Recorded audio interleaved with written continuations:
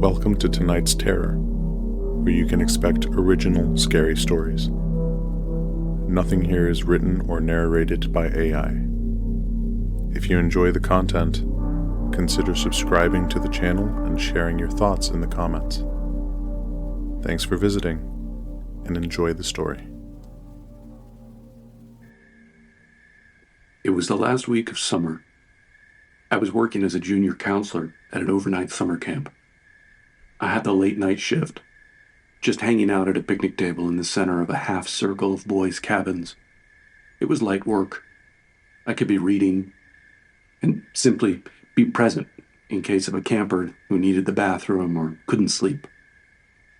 Sometimes a case of homesickness. Nothing terribly eventful ever came up. I didn't mind the duty. The kids were fast asleep, and the forest buzzed with the usual song of crickets and peeper frogs. I lay on my back on the picnic table, with my book on my chest, watching a solitary satellite slide across the sky. Suddenly, something broke the repetitive chorus of bugs and frogs. A crunch. Faint, but clear enough. Like a footstep on gravel. The rest of staff were either in the counselor's lodge or scattered around the cabins, already asleep. Another crunch, closer this time.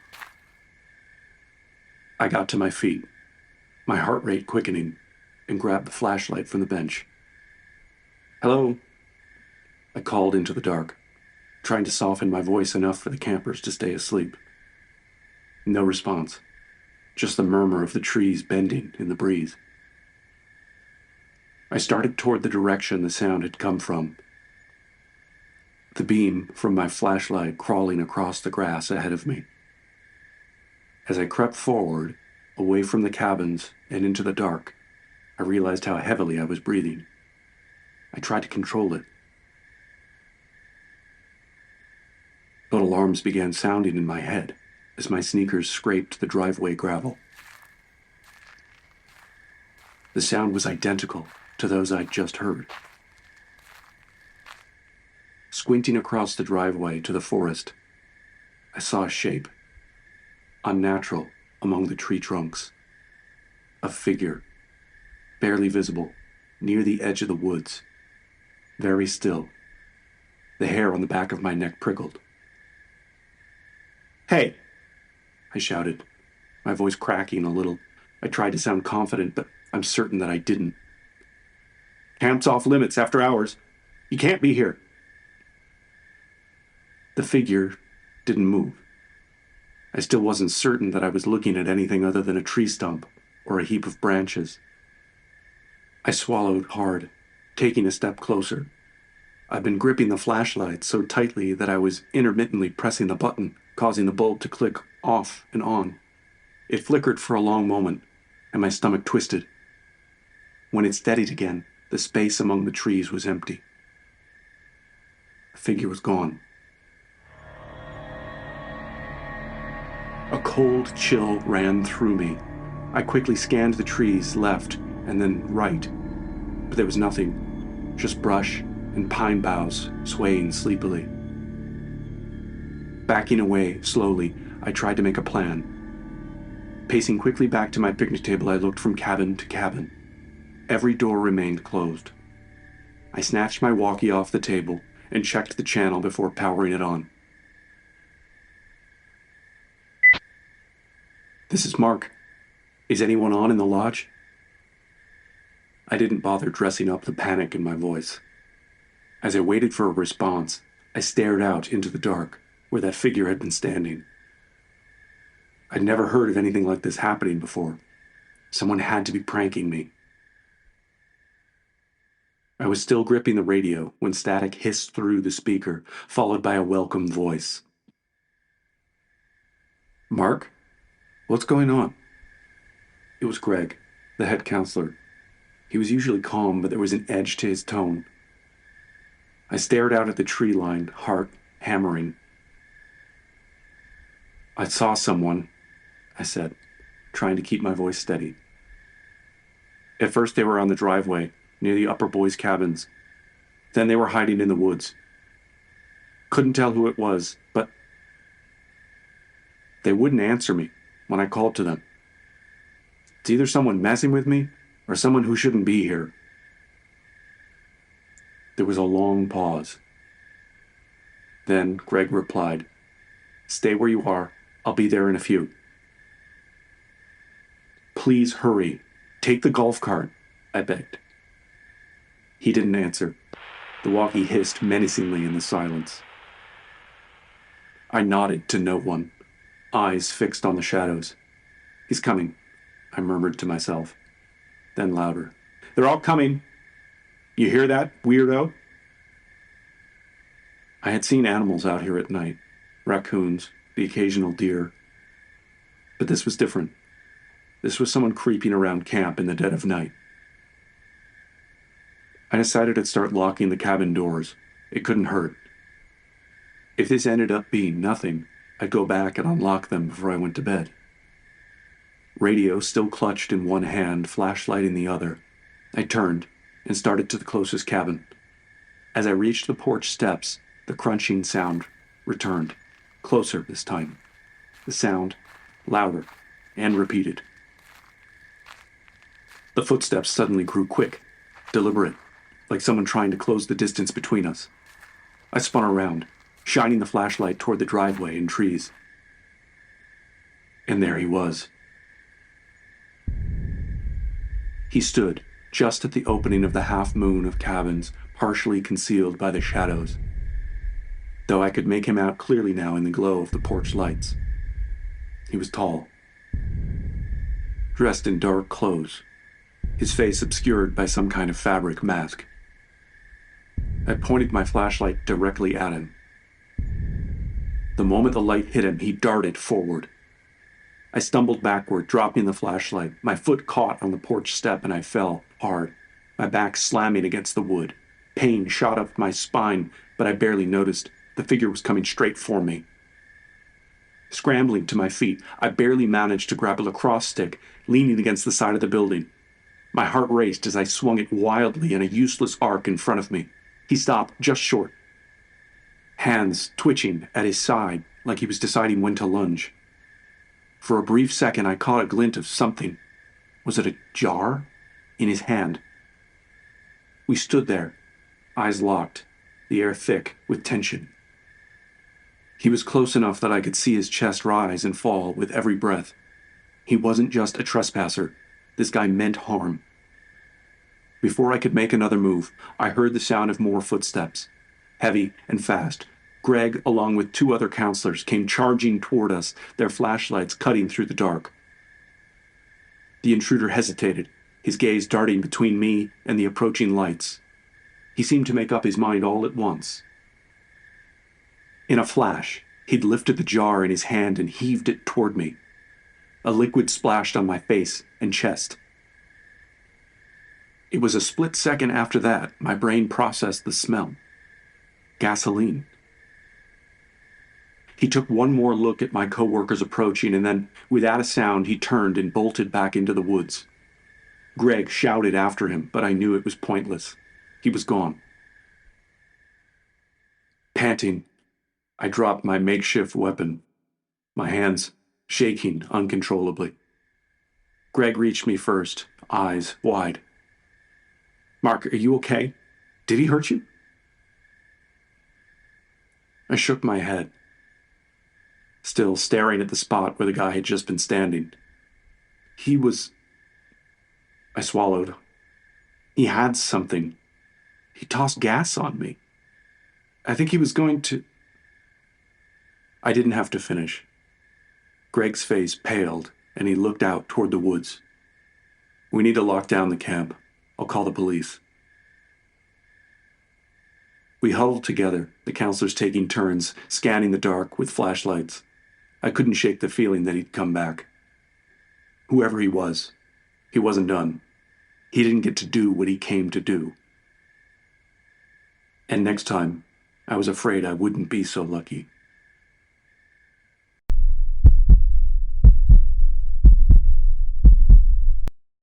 It was supposed to be a harmless thrill. Just me, Joe, and Matt, sneaking out of the cabin after lights out. We weren't going far, just down to the lake to do what campers do. Dare each other to swim in the freezing water. Maybe then we'd go to the amphitheater to tell some ghost stories. It was more about sneaking out than what we did once we'd snuck out. You know how it is. We slipped out around 1 a.m. Our counselor was dead to the world on his bunk. Everyone here ran around like crazy all day and slept hard at night. I woke to Joe, shaking my shoulder and whispering, "Let's go." The camp was still and silent. Only the crickets and the occasional hoot of an owl breaking the stillness. Campers told stories about a mean security guard who wandered the camp all night, but no one had ever seen him. We had agreed that we would take our chances. I thought I'd be scared sneaking through the woods, but being with the guys made it feel more like a game. And it was like a game. Until we saw the light. A faint glow up ahead, just off the main path. I tugged on Matt's sleeve, motioning for him to stop. Joe grinned. "Probably the counselor's having a late night meeting," he whispered, raising his eyebrows. "Should we check it out?" I asked, half joking. Joe shrugged, but Matt was already moving toward the light. It felt like we had no choice but to follow. If he got caught, we were all busted. As we got closer, we could hear voices. Low, unclear. But it wasn't the normal chatter of adults winding down after a long day. It sounded off, urgent, and repetitive. We crouched behind a row of bushes, peeking through the gaps. What we saw made my stomach turn. The counselors, our counselors, were standing in a circle around something or someone. I recognized Miss Katie, who ran the arts and crafts morning activity. And there was Tim, the loud guy who led all the funny campfire songs. But they weren't laughing or joking. They were murmuring, staring down at whatever was in the center of their huddle. At first I couldn't make out what it was. Just a bundle of something dark and still. But then I saw it move, jerking, like someone tied up and struggling inside a sack. My heart hammered in my chest. Tim knelt down, holding something shiny in his hand. I thought it looked like a knife. He raised it high above his head, the metal gleaming in the light of a single lantern they'd placed nearby. Then the chanting started. I say chanting because I don't know what else to call it. It was low, muttering, but in unison. It was a language I didn't recognize. I did not want to be there anymore. I did not want to be seeing any of this. But it felt like the woods were pressing from behind, and this horrifying spectacle was ahead. I wanted to run, to bolt back to the cabin and pretend none of this was happening, but I couldn't move. Joe and Matt were clutching me from either side. Matt leaned in closer, trying to get a better look. He must have knelt on a twig, because it snapped with a loud crack. Everything stopped. The chanting, the movement, they all froze. The counselors turned their heads in perfect unison toward the bushes where we were hiding. Their eyes gleamed back at the lantern light wide and unblinking. I felt a scream crawling up my throat. But then suddenly something changed. Miss Katie was the first to break the tension. She blinked. Her eerie, wide-eyed stare softening as if waking from a dream. She looked at Tim, who lowered his arm, no longer holding the knife like a weapon, but as if he just realized it was in his hand for no reason at all. He chuckled, rubbing the back of his neck awkwardly. "Oh, hey guys," she called out, her voice completely normal, like we'd caught them playing cards instead of whatever the hell that had just been. "What are you doing here? Isn't it past your curfew?" Tim joined in with a casual grin. We were just cleaning up after a staff meeting. Didn't expect an audience. The others laughed lightly, their faces softening, bodies relaxing, as if the eerie ritual we'd witnessed had never happened. The weird chanting, the knife, the thing in the center. It was all gone now, like a fog lifting. I momentarily doubted that I'd seen anything in the middle of their circle at all. The way their group stood now, it was hard to see beyond them between their legs. Come on, you guys know the rules, Miss Katie said, stepping toward us like everything was fine. You should be in your bunks. Joe let out a shaky laugh. Yeah, sorry, we're just, heading back. Matt, usually fearless, was the first to stand, glancing nervously down at us. Yeah, guess we'll get going, he muttered. I wanted to say something, to demand an explanation, but my words were stuck in my throat. The way they'd snapped back to normal was so wrong, so unnatural. It was like they were playing a part now, pretending nothing had happened. Good night, boys, Tim called after us as we hurried away, his voice calm and casual, robotically calm. As we stumbled back toward the cabin, I chanced one look over my shoulder. The counselors were still standing there, watching us with pleasant, harmless smiles on their faces. But in the flickering lantern light, I saw it. The gleam of that knife still in Tim's hand. I could see that his fingers were clenching the blade itself instead of the handle. I swear I saw blood dripping from his palm. That was my last summer at that camp.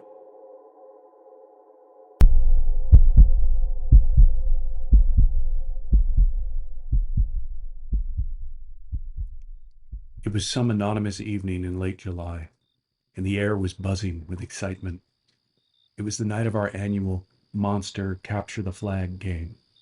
The kids loved it, racing all over camp and in the woods, wearing their spooky costumes, trying to sneak across this field or that without getting caught by the other team. There was always extra anticipation about this game because we'd play in the dark. As a counselor, I was supposed to keep watch, make sure no one was hurt, or, was more often the case, wandered too far out of bounds. It was a bit of a fool's errand because there was barely any organization and no way to count the kids until after the final whistle blew at 10 p.m. The moon swung bare over the camp, creating eerie shadows through the pines, a fitting stage for a spooky round of Capture the Flag. Each counselor and camper wore some kind of get-up: zombies, werewolves, vampires, running and hiding, laughing and yelling through the dark. I was stationed near the edge of the woods, keeping an eye on a particularly dense section of trees where the kids like to hide. I was dressed as some kind of generic ghost, my white sheet billowing as I moved quietly between the trees. I'd grown tired of the costume minutes into the game, and now pulled it off. Balling the sheet up, I crammed it into the crotch of a tree nearby. The campers would have to be all right, with at least one counselor dressed up as a somewhat tired-looking 20-something for the duration of the evening. I heard some brush moving, and a branch snap behind me. Before I could turn to look, I heard footsteps, close by. I spun around, expecting to see one of the kids. Instead, I saw a dark figure, standing just at the edge of the woods. A tall person, wearing a full black mask. There were no eyes, no holes in the face at all, just this smooth, featureless surface. I smiled, thinking it was one of the other counselors trying to spook the campers or me. That mask is something else, man, I called out, but the figure didn't respond. They just stood there, facing me. All right, you win the creepiest costume award, I added with a laugh. But again, nothing.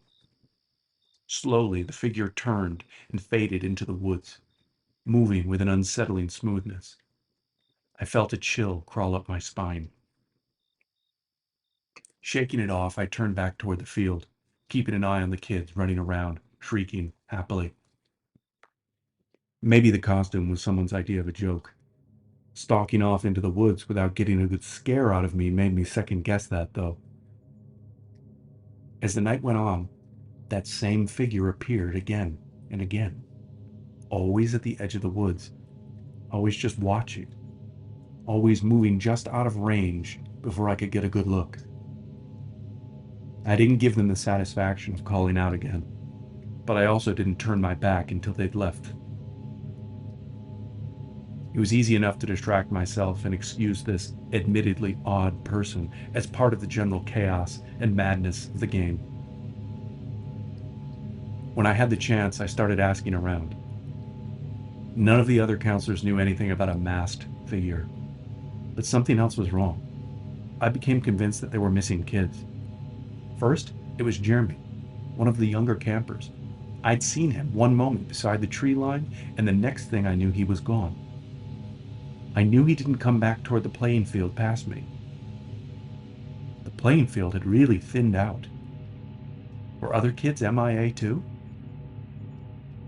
Then, Layla, a counselor who had been keeping score. Suddenly, no one had seen her. I told myself, kids were probably just hiding, waiting for the right moment to strike in the game. Or that Layla had snuck off to smoke. But as the night went on, more people seemed to vanish.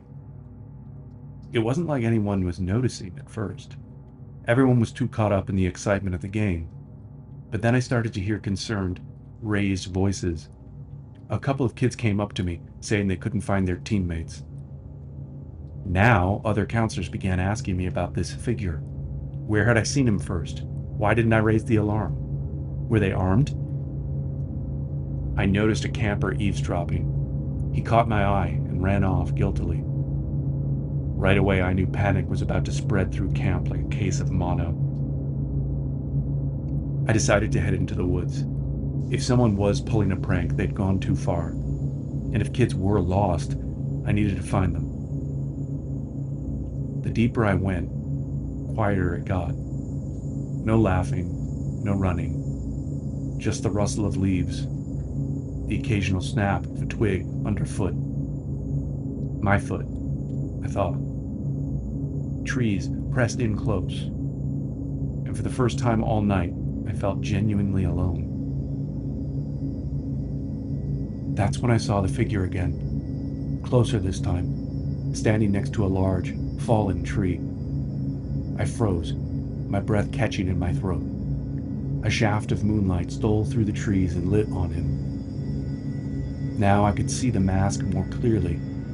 It certainly wasn't plastic. It was smooth, like stone, but it had this sheen to it, as if it was living flesh. I didn't say anything this time, I just stared. And then the figure turned and slipped behind the tree. My fear was temporarily overcome by annoyance. I rushed forward, calling out, "Whoever you are, this isn't funny." But as I rounded the tree, there was no one. Just darkness and more trees stretching away from me. Then, something strange caught my eye. There was a large pile of leaves on the ground, unnaturally shaped, like something was hidden underneath. I knelt down, pushing the leaves aside, and my fingers brushed against something soft and cool. A hand. I swept back the rest of the leaves, revealing Layla, unconscious, her costume rumpled and dirty. I shook her, tried to wake her up, but she wouldn't stir. Her breathing was shallow, but there. I looked around, feeling a distinct presence, like someone was watching me. In fact, it wasn't like someone was watching me. Someone was watching me. I was certain of it. I didn't want to leave her there, but I couldn't carry her back on my own. I had to get help. As I began to rise, I heard the squeak of footsteps on damp grass behind me. Slowly, I turned. The figure was there, no more than 10 feet away, standing completely still. This couldn't be a coworker in a costume. The face, or lack thereof, was so impossibly dark and deep. As I stared into that void, where a face should have been, I began to feel dizzy, like I would fall into the thing at any moment. With real effort, I forced myself to buck backward, grabbing at a branch as I fell. I was more vulnerable now than before, but the figure didn't move. It just tilted its head slightly, as if considering me. And then it reached out. There was no suggestion of violence or threat in the gesture. I think it was beckoning me to come closer. Every instinct screamed at me to run, but my feet wouldn't move. I couldn't tear my eyes away from that blank, smooth face. Then, in a flash, it moved. It was so fast I barely registered it until it was gone, vanishing into the woods, as if it had never been there at all. I ran, aimlessly tearing through brush and fallen trees. I couldn't say how, but I made it back to the main field, breathless and shaking. I found the head counselor and tried to explain what I'd seen, but it was chaos. More campers and staff were missing. They'd organized a search party, but I couldn't bring myself to go back into the woods. Layla was found later, along with the other missing kids and counselors. Some of them were blanketed under brush or leaves. Others just ambled out of the woods on their own, looking dazed. None of them remembered what had happened, or if they did, they wouldn't let on. They were just gone for a while, like they'd fallen asleep in the middle of the game. No one believed my story about the masked figure in the end. They chalked it up to the game, to nerves, to the darkness playing tricks on me. I barely bothered to argue. It didn't matter. More than anything, I just didn't want to talk about it. Sometimes, late at night, when I'm lying in my bunk, and I can hear the wind wandering through camp, I think about that thing, about how it cocked its head and looked at me, about how it's still out there, close, in the woods behind camp, waiting for me.